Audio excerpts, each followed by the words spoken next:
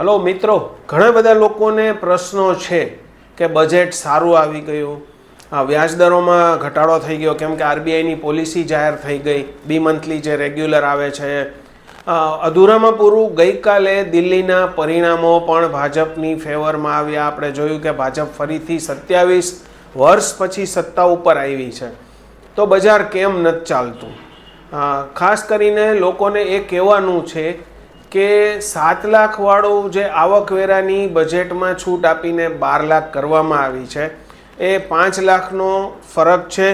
30થી 35 હજાર રૂપિયા સુધીનો ટેક્સમાં ફાયદો થાય છે. એ પણ 50 લાખથી 1 કરોડ લોકોને જ આ ફાયદો થાય છે. 140 કરોડને આની સાથે કાંઈ લેવા દેવા નથી. અને બજેટમાં આવકવેરામાં રાહત અપેક્ષિત હતી, એટલે કે આ જે સમાચાર છે એ ઓલરેડી ડિસ્કાઉન્ટેડ હતા એમ કહી શકાય. બીજું, વ્યાજ દરમાં 5 વર્ષ પછી ઘટાડો આવ્યો છે, 25 બેઝિસ પોઈન્ટ્સનો જ ઘટાડો આવ્યો છે. આ પણ અપેક્ષિત હતો, એટલે બજારે કોઈ પોઝિટિવ રિએક્શન્સ આપ્યા નથી એવું કહી શકાય. વાત રહી દિલ્હીની ચૂંટણીની, તો દિલ્હીની ચૂંટણીના પરિણામો પણ એક્ઝિટ પોલમાં આપણને જાણવા મળી ગયેલા કે ભાજપ ફરીથી સત્તા ઉપર આવી રહ્યું છે. એટલે એને હિસાબે આ બધા માર્કેટમાં સમાચારો ઓલરેડી ડિસ્કાઉન્ટેડ હતા અને લોકોને ખબર જ હતી કે આવું બનશે, વ્યાજદર ઘટશે, આવકવેરામાં રાહત મળશે. કારણ કે આની પહેલાંના બજેટમાં short term long term capital ટેક્સમાં કે એસટીટીમાં વધારો કરવામાં આવેલો, એટલે એમાં કોઈ અપેક્ષા લોકોને નહોતી કે ઘટાડો આવે. ફક્ત ને ફક્ત આવકવેરામાં જ ઘટાડાની શક્યતા લોકો જોઈ રહ્યા હતા અને એ જ જાહેર થયો છે ઘટાડો. માર્કેટ શા માટે નથી ચાલતું? તો માર્કેટમાં ઘણા બધા એવા કારણો છે કે જેને હિસાબે માર્કેટ નથી ચાલતું. આપણે જાન્યુઆરી મહિનાની જ વાત કરીએ તો 87,000 કરોડના શેરો એફઆઈઆઈ વેચીને બેઠી છે. આ મહિનામાં ગઈકાલ સુધી, શુક્રવાર સુધીમાં 10,000 કરોડના શેરો એફઆઈઆઈ વેચ્યા છે. ઓવરઓલ જોવા જઈએ તો 1 લાખ કરોડના શેરો એફઆઈઆઈએ ફક્ત આ વર્ષની શરૂઆતના 1 મહિનોને 10 દિવસમાં વેચ્યા છે. એટલે એફઆઈઆઈની તોતિંગ વેચવાલી છે. ડોલર સામે રૂપિયાનું અવમૂલ્યન જોરદાર થઈ ગયું છે. આજની જ વાત કરીએ તો એક તબક્કે 88 રૂપિયા ડોલરની સપાટી વટાવી ચૂકી હતી.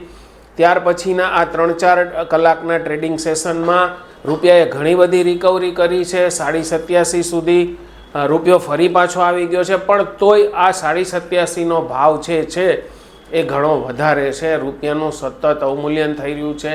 સોનામાં જબરજસ્ત તેજી થઈ રહી છે. એટલે એવું કહી શકાય કે એફઆઈઆઈ સતત વેચે છે, ડીઆઈએ એની સામે આક્રમક લેવાલી કરી રહી છે, પરંતુ એનાથી કોઈ મોટી તેજી થઈ શકતી નથી. ભવિષ્યની વાત કરીએ તો લાંબે ગાળે મોટી તેજીની શક્યતા બજાર જોઈ રહ્યું છે, કારણ કે આરબીઆઈમાં જણાવ્યા પ્રમાણે ફુગાવો નિયંત્રણમાં છે અને વેલ્યુ બાઇંગ બજારમાં આવશે એવું પણ લાગી રહ્યું છે.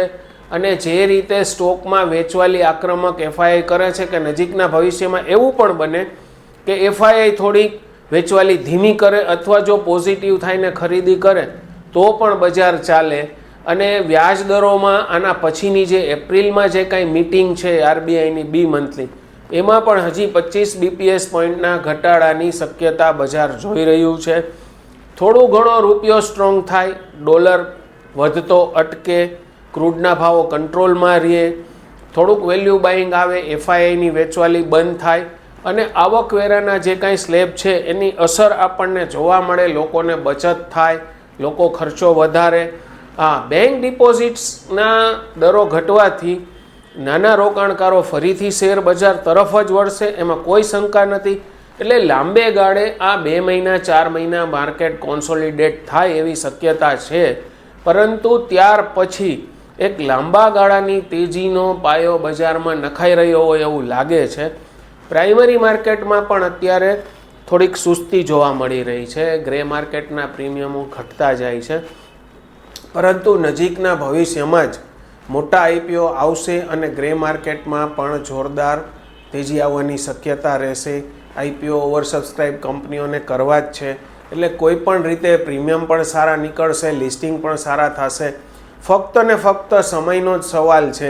ઘણા બધા લોકોને એવું હતું કે આજે માર્કેટમાં જબરજસ્ત તેજી થશે, પણ દિલ્હી જેવા નાના રાજ્યોમાં ચૂંટણી જીતવાની અસર શેર બજારે કોઈ પ્રકારે પ્રતિકૂળ દેખાડી નથી. ઉલટાનું નેગેટિવ આજે રિઝલ્ટ આવ્યું છે. માર્કેટ ઘટ્યું છે. એક તબક્કે નિરાશાનું વાતાવરણ હતું.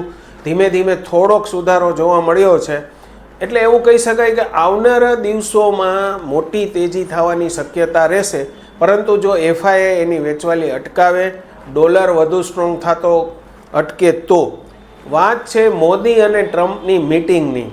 તો મોદી અને ટ્રમ્પની મિટિંગમાં પણ જો મોદી સાહેબ આપણી પોઝિટિવ કાંઈ પણ લઈને આવશે વાત, તો પણ એ પોઝિટિવ સ્ટોરી બનશે, શેરબજાર માટે સારી વાત બનશે. અત્યારે તો બધા પોઝિટિવ કારણોને સાઈડમાં મૂકી અને જે રીતે ટેરિફ વોર ચાલે છે અને વિશ્વભરમાં જે રીતે ટ્રમ્પનો જે અત્યારે દબદબો છે એ જ્યાં સુધી નહીં ઘટે ત્યાં સુધી થોડુંક વાતાવરણ અત્યારે જે રીતે દોડાયેલું છે એવું રહેશે એવું લાગે છે. આવનારા દિવસોમાં ઇન્કમ ટેક્સનું બિલ ટેબલ થશે સંસદમાં, એની પણ રાહ જોવાઈ રહી છે. નરેન્દ્ર મોદી સાહેબ અને ટ્રમ્પની મિટિંગની પણ રાહ જોવાઈ રહી છે. એટલે કે હજી આ વીક જે છે, આ અઠવાડિયું છે, એ લોકોએ રાહ જોવાની જરૂર છે. અને નવું બાઇંગ તાત્કાલિક કરવાની કોઈ ઉતાવળ કરવાની જરૂર નથી. સારા જ ફક્ત આઈપીઓ ભરવાના છે. કોઈ એસએમઈમાં પ્રીમિયમ વગરના કે ફંડામેન્ટલ સ્ટ્રોંગ ના હોય એવા આઈપીઓ ભરવાની કોઈ જરૂર નથી. અને જોઈ ફંડામેન્ટલ સારા હોય, કંપની સારી હોય, પ્રમોટર સારા હોય તો જ આઈપીઓ ભરવા જોઈએ. મેઇન બોર્ડના આઈપીઓમાં પણ સબસ્ક્રિપ્શન જોઈને, ફંડામેન્ટલ જોઈને જ આઈપીઓ ભરવા જોઈએ. આગામી વીક જે છે એ શેર બજાર માટે ખૂબ જ મહત્ત્વનું સાબિત થશે. કેમ કે 2-3 એવી ઘટનાઓ બનશે જે ઇવેન્ટ પેન્ડિંગ છે, એ આનું જે પરિણામ આવે એના ઉપર શેર બજાર આગળ ચાલશે. ભવિષ્યમાં લાંબી તેજીનો પાયો નખાણો છે એવું અત્યારે કહી શકાય. જો આ વિડીયો પસંદ આવ્યો હોય તો લાઈક કરજો, શેર કરજો અને અમારી આ ચેનલને સબસ્ક્રાઈબ કરજો.